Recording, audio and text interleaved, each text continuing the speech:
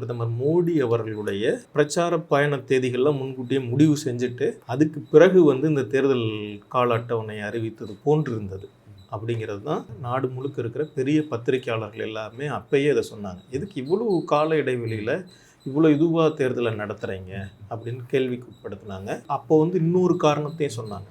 BJP ஒரு நீண்ட கால இடைவெளியை எடுத்துக்கிட்டு ஒவ்வொருத்தருக்கும் இப்போ ஏன்னா இந்தியா கூட்டணியில் நிறைய கட்சிகள் இருக்காங்க, ரீஜனல் பார்ட்டிஸ் மாநில கட்சிகள் அதிகமாக இருக்காங்க, பெரிய மாநில தலைவர்கள் எல்லாருமே அவங்க கூட தான் இருக்கிறாங்க, பிஜேபி கூட இல்லை.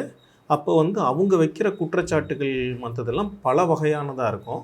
அப்போ மோடி எதிர்கொள்கிறதுக்கு இவ்வளோ பெரிய கால அட்டவணை இருக்கிறது வசதியாக இருக்கும். அவருடைய பிரச்சாரத்தை மேற்கொள்வதற்கும் அவருடைய அரசியல் வாதங்களையும் பிரச்சாரத்தினுடைய வாதங்களையும் உருவாக்கிக்கிறதுக்கு வசதியானதாக இருக்கும். இந்த வெற்றி பெறுவதற்கு பெரிய வாய்ப்பு வளரும் அப்படிங்கிறதுக்காக இப்படியான ஒரு தேர்தல் தேதியை அறிவிச்சாங்க அப்படின்னு சொன்னாங்க.